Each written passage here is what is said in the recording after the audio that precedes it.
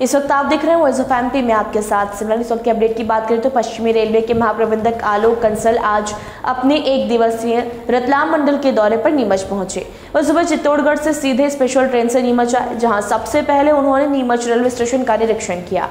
गौरतलब है कि रेलवे विभाग अपने जीएम को अपना उत्कृष्ट प्रदर्शन दिखाने के लिए कई दिनों से तैयारी में जुटे थे।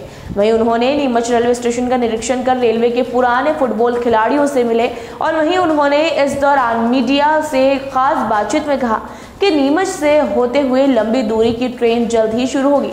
इस दौरान विभिन्न संगठनों ने जीएम को मांग पत्र भी सौंपे। सबसे पहले आपको मैं बताना चाहता हूँ कि आज सुबह हमने चित्तौड़गढ़ से अपना निरीक्षण शुरू किया और शाम तक रतलाम तक पहुँचना है। इस पूरे क्षेत्र की लंबाई करीब 190 किलोमीटर की है। इसमें हमारा सबसे फर्स्ट प्रायोरिटी सेफ्टी का इंस्पेक्शन। जो हमारे यात्री चलते हैं ट्रेन में वो अपने गंतव्य पर सेफ्टी पहुँच जाए, उसके लिए जो हमारे यहाँ सेक्शन में कार्य हो रहे हैं, मेंटेनेंस हो रही है, उसको हम चेक करवा रहे हैं। हमारी पूरी टीम हमारे साथ में आई हुई है और जहाँ स्टेशनों पर हम लोग होते हैं, अभी नीमच में मैंने अभी आया हूँ मैं, अब यहाँ पर क्या सुविधाएं उपलब्ध हैं, क्या सुविधाएं और बेहतर हम कर सकते हैं, उसका भी मैं अभी जायज़ा लूँगा। और एक ही हमारा उद्देश्य रहता है कि यात्री सुविधाओं में बढ़ोतरी कैसे की जाए और जो हमारे पास फंड्स अवेलेबिलिटी है उसको प्रायोरिटाइज करके उस क्षेत्र में उस स्टेशन पर और सुविधाएँ बेहतर कैसे की जाए, ये बात। मैं आपको बताना चाहता हूँ कि जब कोरोना में सब ट्रेन बंद की गई थी तो अभी करीब 95% मेल एक्सप्रेस ट्रेन तो हमारी रेस्टोर हो चुकी है। आपके बात मेरे पूरे क्षेत्र में रतलाम डिवीजन में ऑलमोस्ट 100% हो चुकी है। डेमू मेमू और पैसेंजर ट्रेन अभी 60% ही अभी तक चलनी शुरू हुई हैं। जो हम टच में हैं गवर्नमेंट ऑफ एमपी के साथ में, उसमें भी हम देख रहे हैं कि अभी जो फुटफॉल्स हैं, जो ऑक्यूपेशन है, अभी 100% तक नहीं पहुँचा है। और हमने कोशिश ये करी है कि हर सेक्शन में कम से कम 1 से 2 ट्रेनें बिल्कुल होनी चाहिए। फिर उसके बावजूद भी हमने कोई प्रस्ताव अभी मंत्रालय को भेजना शुरू किया है कि और उन क्षेत्रों में जो पुरानी ट्रेन चलती थी उनको हम उसको रेस्टोर करेंगे। इसमें महीना भर लग सकता है, ये उम्मीद करते हैं कि ये जल्दी रेस्टोर की जाएंगी।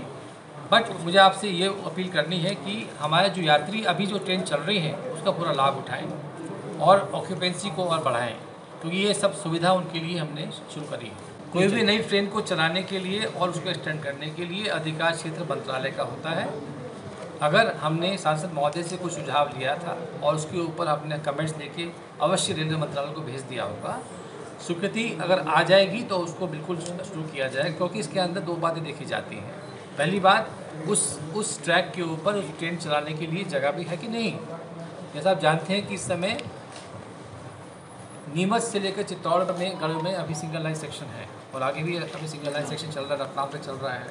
तो इसमें एक सीमा तक हम नंबर ऑफ ट्रेन चला सकते हैं, लेकिन इसमें डबलिंग का कार्य जो चल रहा है उसको गति देने के हम प्रयास कर रहे हैं, जिससे कि भविष्य में आने वाले भविष्य में और अधिक से अधिक ट्रेन इसमें बढ़ सकती है। इस क्षेत्र में सबसे हमारे पहले ये है कि कोई भी किसी क्षेत्र में हमारे जो ट्रेन चलती हैं उनकी सेफ्टी के लिए, वो जब खासकर फॉग में, उसके लिए उचित हम प्रयास करते हैं और उस प्रयासों में कोई कमी नहीं है। हमारा पूरा एक विंटर सीजन अब शुरू होने वाला है, तो जिस क्षेत्र में फॉग कोहरा पड़ता है उसके लिए एक समुचित प्रयास करके एक प्रबंधन किया गया है। मैंने आपको बताया कि उद्देश्य हमारा इस सेक्शन में आने का सेफ्टी और पैसेंजर अम्यूनिटीज़ में और अधिक बढ़ोतरी, और मीडिया से और सांसद महोदय से, उनके प्रतिनिधियों से, जन समूह से मिलते हैं हम लोग और वो उनके जो प्रस्ताव होते हैं वो मैं सुन लेता हूँ इस समय। लेकिन हम जब लौटेंगे वापस मुख्यालय में तो मेरी पूरी टीम इसको एक बार इस पर गौर करेगी और जो काम संभव हो सकते हैं उस पर कार्रवाई की जाएगी। साथ साथ डिवीज़न के डीआरएम को, उनकी टीम को साथ साथ निर्देश दिए जाते हैं कि इसमें और अधिक सुधार करने की आवश्यकता है। अलग बातें आपने करी हैं। रेलवे अंडरब्रिज में पानी भरने की समस्या जो होती है, जो डिज़ाइन पुराने थे उसमें जब पानी भरता है तो उसको पंप लगा के निकालने का प्रयास किया जाता है। अब जो नए वाले अंडरपास बन रहे हैं उसके अंदर ड्रेनेज का भी प्रावधान किया जा रहा है, तो आने वाले भविष्य में नए वालों में ये समस्या नहीं होगी। ये लोगों ने ऐसा कुछ नहीं बोला है कि सीढ़ियाँ हटाई जाएगी। अभी बीच में आया था नहीं, ऐसा नहीं है जी। ऐसा होता है कि फुटफॉल्स के ऊपर, इस स्टेशन कैटेगरी के ऊपर डिपेंड करता है कि यहाँ कितना फुटफॉल है। देखिए, हर एक लिफ्ट में करीब 50 लाख का खर्चा आता है। मेरे पास में इस समय 753 स्टेशन है, तो मैं हर स्टेशन पर तो लिफ्ट लगा नहीं सकता हूँ। सिर्फ ये देखा जाता है कि कौन से स्टेशन की आमदनी कितनी है साल भर में और उसमें कितना फुटफॉल आता है। जैसे मैं देख रहा था कि यहाँ पर रैम्प बना हुआ है, पहले होता था सीढ़ियाँ चढ़नी पड़ती थी, अब रैम्प बना दिया गया है जिससे कि चढ़ने में थोड़ा सा आराम महसूस होता है। फिर भी अभी हम इस पर गौर करेंगे कि इसमें लिफ्ट लगाने की अगर सुविधा हम दे सकते हैं, फंड्स अगर हमें मुहैया हो जाते हैं तो इस पर विचार किया जाएगा। Maintenance is a regular routine नहीं, लेकिन बल्कि मुझे खुशी इस बात की होती है कि यहाँ पर देखिए अच्छी पेंटिंग्स की गई है। अभी हम चित्तौड़गढ़ स्टेशन में देखा था तो हमने अच्छा देखा, बहुत सुंदर जो राजस्थान की जो गौरव है वो दिखाया गया है। यहाँ पर भी CSI का काफ़ी बड़ा वो एरिया है, उसके बारे में यहाँ पर दिखाया गया है। तो इससे बड़ा अच्छा लगता है देखकर।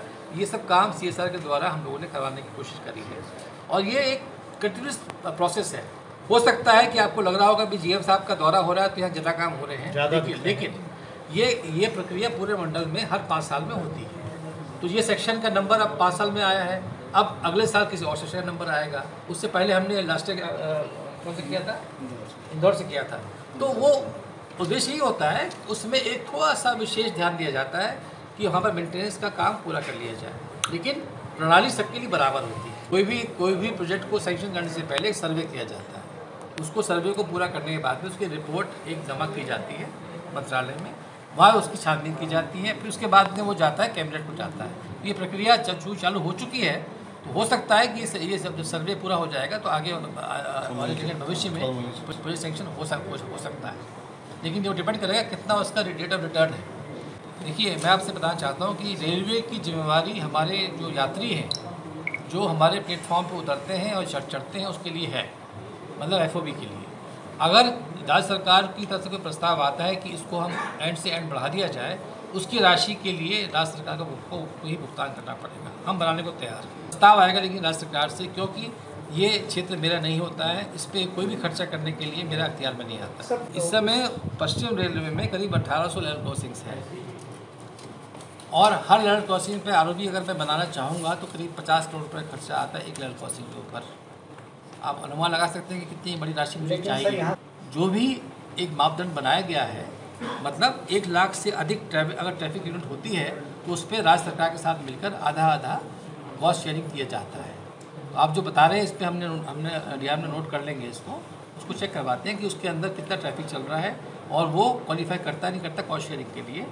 कर रहा होगा उसकी स्वीकृति करवा के फिर इस पर काम किया जाएगा। इस समय आज की भी डेट में हम हर वर्ष करीब 128 से 140 फाटक पे ROB भी कार्य करते हैं, जो कि पूरे रेलवे में सबसे अधिक है। मैं सौगात देने नहीं आया हूँ यहाँ पर, मैं इनका निरीक्षण करने आया हूँ सिस्टम इम्प्रूवमेंट करने के लिए। फिर भी ये सिस्टम बहुत अच्छा तंत्र में काम करता है।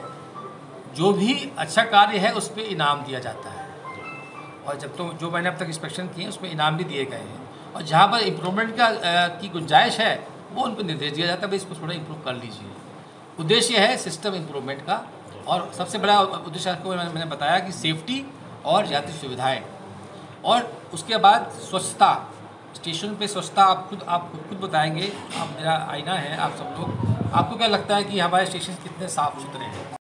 तो ये था अब तक का अपडेट। लगातार हर छोटी से बड़ी अपडेट्स के लिए बने हमारे साथ वॉइस ऑफ MP पर। जय हिंद, जय भारत।